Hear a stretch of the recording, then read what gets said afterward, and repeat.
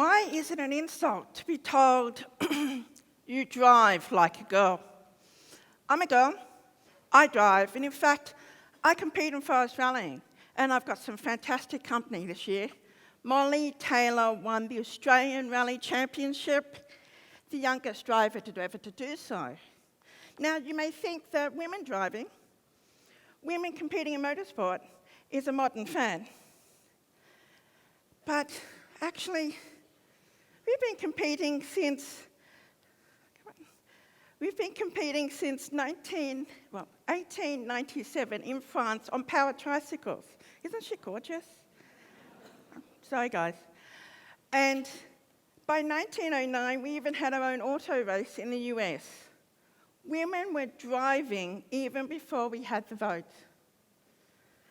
When you think about it, motorsport is the only place I can think of where men and women compete against each other at the same time. I personally have found rally sport to be extremely inclusive.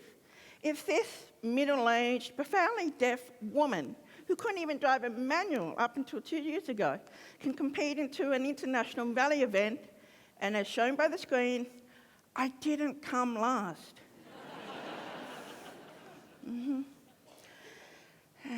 Now, Drive Like a Girl is a UK-based car insurance company, and they have proven with their little in-car black boxes that women are indeed safer drivers. And in fact, you'll get a lower premium if you drive like a girl.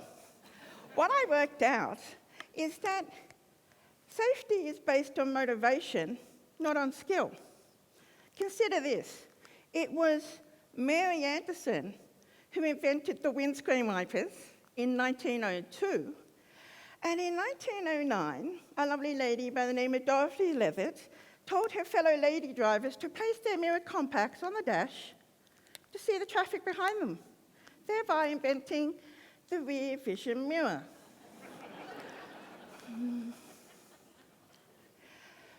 Crash statistics and surveys revealed that women are safer drivers because, 1, we don't initiate road rage that often. 2, we're less likely to drink and drive. 3, we have a longer attention span. Actually, that didn't prove it, did it? And on top of that, we learn and obey the road rules. And because of our protective maternal instincts, we seem to care and share for others on the road. All these things because of the lack of testosterone. Now, in rally sport, there is a saying, to finish first you must finish. And what that simply means is there's no point in rushing through an event to only damage your car, and means you don't finish, you don't get the points, and that's how you lose the championship. Male rally drivers have told me that they are conscious of the fact when they get competitive, when they get confident, and when they get too focused on their speed, that's when they damage their cars.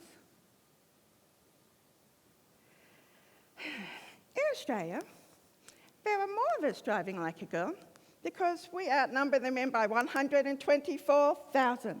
And guess what, girls? We're going to outdrive them too because we outlive them by 5 years.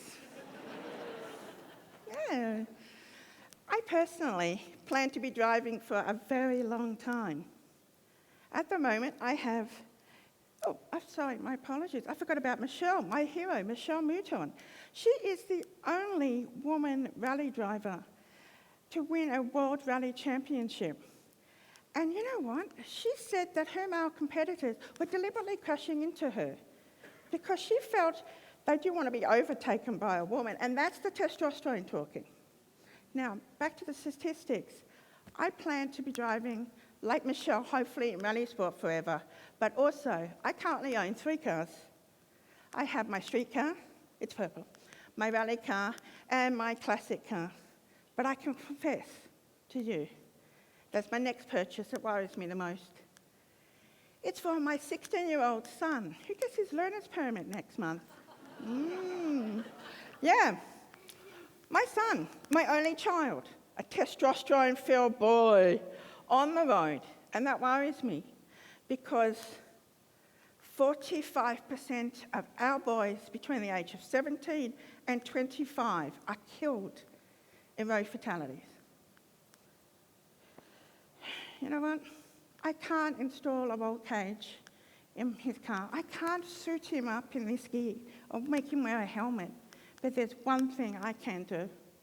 And yes, teach him how to drive like a girl.